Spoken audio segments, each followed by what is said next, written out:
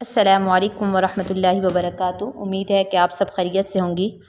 آج ہم سورۃ البقرہ کا افتتاح کرنے جا رہے ہیں۔ پہلے ہم نے سورۃ الفاتحہ الحمدللہ سے تکمیل کی ہے اور آپ سب نے بہت اچھے سے سنائی بھی ہے۔ اور سورۃ البقرہ کے بارے میں ایک اور چیز بتاتی چلوں کہ اس کے ذریعے میں آپ کو 11ویں کا سلیبس بھی کمپلیٹ کرواؤں گی، ٹھیک ہے۔ 11ویں کے سلیبس کے ساتھ ساتھ اسی کے طریقے سے پڑھاؤں گی تاکہ جو بچیاں 11ویں کلاس فرسٹ ایئر کر رہی ہیں، سیکنڈ ایئر کر رہی ہیں، ان کے لیے یا اور جتنی بھی صورتیں پڑھاؤں گی وہ اسی لحاظ سے پڑھاؤں گی تاکہ ان کا قرآن پاک بھی پورا ہو جائے، اسی طریقے سے ناظرہ کمپلیٹ ہو جائے، ٹھیک ہے۔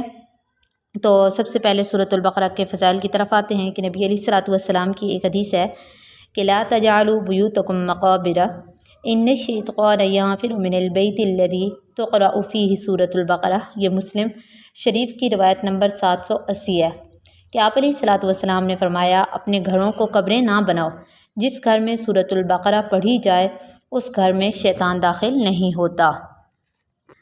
دوسری روایت میں آپ علیہ الصلوۃ والسلام نے فرمایا ہے کہ سورۃ بقرہ قرآن کی کوہان ہے اور اس کی بلندی ہے کہ اس کی ایک ایک آیت کے ساتھ 80 فرشتے نازل ہوتے تھے، سبحان اللہ۔ اور بالخصوص آیت الکرسی تو خاص عرش تلے سے نازل ہوئی اور اس سورت کے ساتھ ملائی گئی ہے۔ سورہ یاسین قرآن کا دل ہے، جو شخص اسے اللہ کی رضا کی خاطر اور آخرت کی طلب کے لیے پڑھے اسے بخش دیا جائے۔ اس سورت کو مرنے والوں کے سامنے پڑھا کرو۔ اور ایک اور روایت میں ہے، ابن مردویہ کی روایت ہے کہ حضور اقدس صلی اللہ علیہ وآلہ وسلم نے فرمایا کہ میں تم سے کسی کو ایسا نہ پاؤں کہ وہ پیر پر پیر چڑھائے پڑھتا چلا جائے لیکن سورۃ البقرہ نہ پڑھے، یعنی اور تو قرآن پڑھے لیکن سورۃ البقرہ نہ پڑھے، تو میں ایسا کسی شخص کو نہ پاؤں۔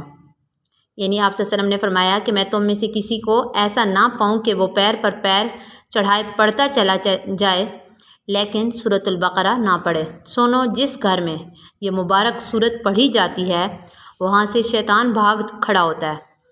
سب گھروں میں بدترین اور ذلیل ترین گھر وہ ہے جس میں کتاب اللہ کی تلاوت نہ کی جائے۔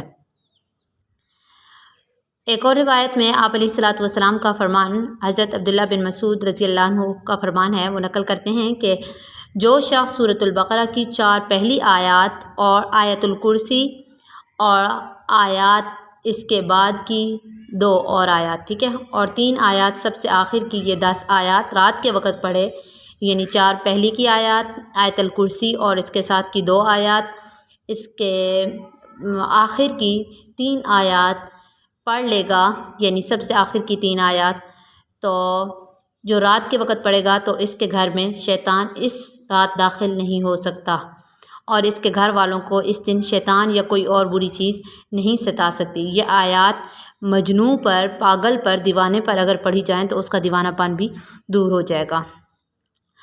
اس کے علاوہ اگر ہم سورۃ البقرہ کے فضائل دیکھیں تو بہت زیادہ ہیں، لیکن اتنے زیادہ سورۃ البقرہ کے فضائل آپ کو نہیں بتاؤں گی۔ اور 11ویں کلاس کے بچوں کے پیپر کے اندر بھی 2 ہی زیادہ سے زیادہ فضائل آتے ہیں، تو میں نے تقریباً آپ کو 4 فضائل بتا دی ہیں، ٹھیک ہے۔ آگے مقام نزول اور مزید معلومات تو سورۃ البقرہ کے بارے میں کیا ہیں۔ سورۃ البقرہ پوری سورت مدینہ منورہ میں نازل ہوئی ہے، اس لیے اس سورت کو مدنی کہا جاتا ہے۔ یہ نیچے لکھا ہوا ہے مدنش، اور اس کا نزول نمبر 87 ہے۔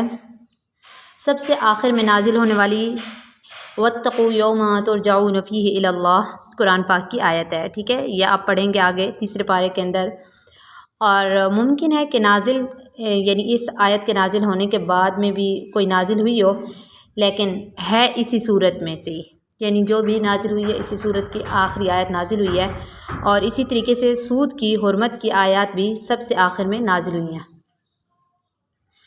اور ایک چیز میں نے یہاں پہ قرآن میں لکھی ہوئی ہے، فسقات القرآن، کہ حضرت خالد بن معدان سورۃ البقرہ کو فسقات القرآن یعنی قرآن کا خیمہ کہا کرتے تھے۔ یہ پیپر کے اندر سوال آ سکتا ہے کہ سورۃ البقرہ کو کیا کہا جاتا ہے یا پھر فسقات القرآن کس سورت کو کہا جاتا ہے، تو اکثر آج کل بھی میڈیا پر یہ سوال چل رہا ہوتا ہے، تو سورۃ البقرہ کو فسقات القرآن یعنی قرآن پاک کا خیمہ کہا جاتا ہے۔ اور بعض علماء کا فرمان ہے کہ اس میں 1000 خبریں ہیں، اس صورت کے اندر 1000 خبریں ہیں، 1000 احکامات بیان ہوئی ہیں اور 1000 کاموں سے ممانعت کی گئی ہے۔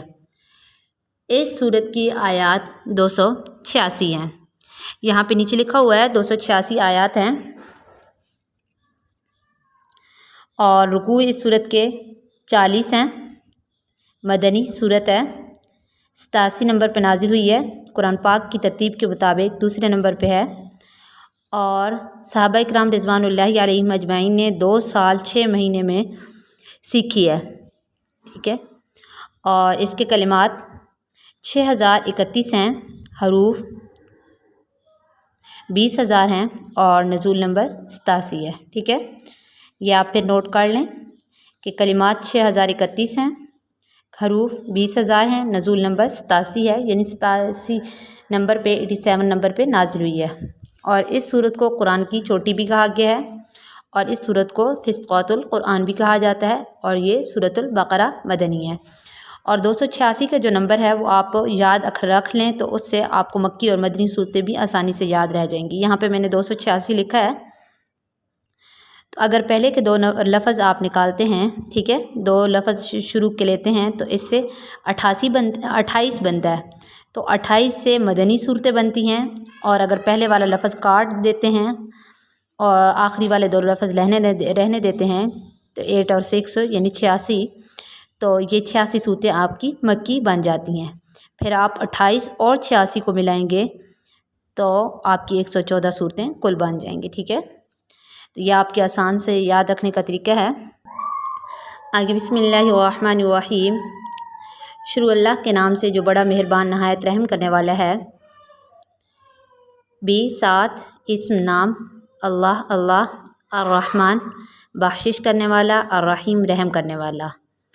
اللہ بخشش کرنے والے مہربان کے نام سے شروع کرتی ہوں، ٹھیک ہے۔ اللہ بخشش کرنے والے مہربان کے نام سے شروع کرتی ہوں۔ الف لام میم حروف مقطعات۔ اب حروف مقطعات کو حروف مقطعات یوں کہا جاتا ہے جو صورتوں کے شروع میں آتے ہیں۔ ان کی تفسیر میں بہت زیادہ علماء کا اختلاف ہے۔ تو نمبر 1، بعض کہتے ہیں کہ ان کے معنی صرف اللہ تعالیٰ کو ہی معلوم ہے، اس لیے وہ ان کی کوئی تفسیر نہیں کرتے ہیں۔ نمبر 2، بعض لوگ ان کی تفسیر کرتے ہیں لیکن ان کی تفسیر میں بھی بہت اختلاف ہے، جیسے عبد الرحمن بن زید بن اسلم رحمہ اللہ کہتے ہیں کہ صورتوں کے نام ہیں، اور حضرت عبداللہ بن عباس اور حضرت عبداللہ بن مسعود بعض دیگر صحابہ اکرام رضوان اللہ علیہم اجمعین سے روایت ہے کہ اللہ تعالیٰ کے ناموں کے بھی الگ الگ حروف ہیں۔ اور نمبر 3 کہ ابو العالیہ رحمۃ اللہ علیہ فرماتے ہیں کہ یہ 3 حروف یعنی الف لام میم ان حروفوں میں سے ہیں، یعنی 29 حروفوں میں سے ہیں جو تمام زبانوں میں آتے ہیں۔ ان میں سے ہر حرف اللہ تعالیٰ کے ایک ایک نام کے شروع کا حرف ہے، اور اللہ تعالیٰ کی نعمت اور اس کی بلا کا ہے، ٹھیک ہے۔ نعمت کا الٹ اگر دیکھیں تو بلا ہے، ٹھیک ہے، اور اس کی بلا کا ہے، اور اس میں قوموں کی مدت اور ان کی وقت کا ذکر ہے۔ حضرت عیسیٰ رضی اللہ عنہ نے حضرت عیسیٰ علیہ السلام نے تعجب کرتے ہوئے کہا تھا کہ وہ لوگ کیسے کفر کریں گے، ان کی زبانوں پر اللہ تعالیٰ کے نام ہیں اور ان کے رزق پر، اور وہ اللہ تعالیٰ کے رزق پر پلتے ہیں، یعنی ایسے لوگ اللہ تعالیٰ کا کیسے کفر کر سکتے ہیں جو اللہ تعالیٰ کے نام اپنی زبان سے ذکر کرتے ہیں اور وہ اللہ تعالیٰ کے رزق پر پل رہے ہیں۔ اور پھر دوسرا کہ الف اللہ کا نام شروع ہوتا ہے الف سے، لام سے اس کا نام لطیف شروع ہوتا ہے، میم سے اس کا نام مجید شروع ہوتا ہے۔ اور ایک اور مطلب کہ الف سے مراد اللہ، ٹھیک ہے، حمزہ لام سے لام الف زبر لا اور حمزہ آخر میں، ٹھیک ہے، اللہ یعنی نعمتیں مراد ہیں، الف سے مراد نعمتیں مراد ہے، لام سے مراد اللہ کا لطف مراد ہے، اور میم سے مراد مجد یعنی بزرگی مراد ہے۔ پھر ایک اور مطلب کہ الف سے 1 سال مراد ہے، لام سے 30 سال مراد ہیں، میم سے 40 سال مراد ہیں۔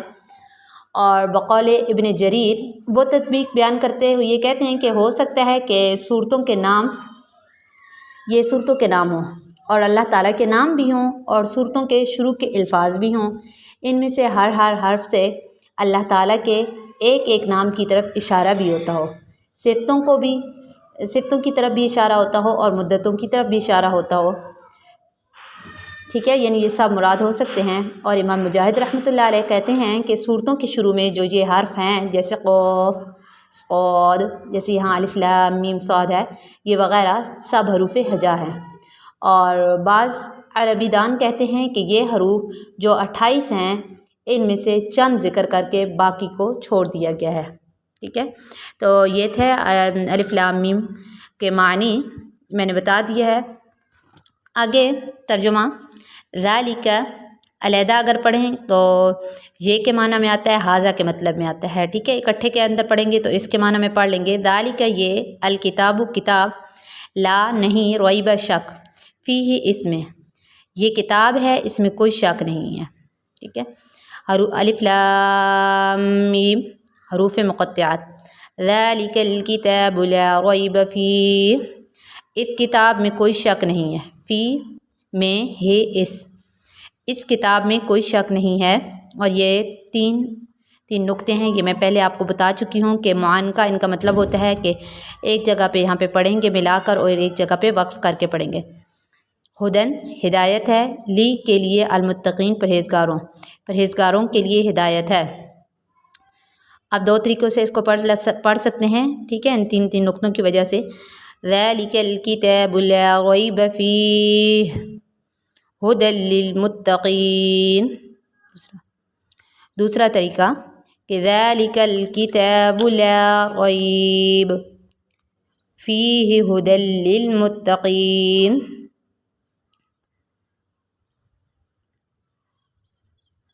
इस किताब में कोई शक नहीं है, परहेज़गारों को राह दिखाती है। ठीक है, अस्सलामु अलैकुम वरहमतुल्लाहि वबरकातुहू। आज का सबक आपका यही है। मेरी तबीयत भी थोड़ी ठीक नहीं थी, लेकिन फिर भी मैंने कहा आपका सबक ज़ाया ना करूं। ठीक है, उम्मीद है आप सब याद करेंगी पक्का।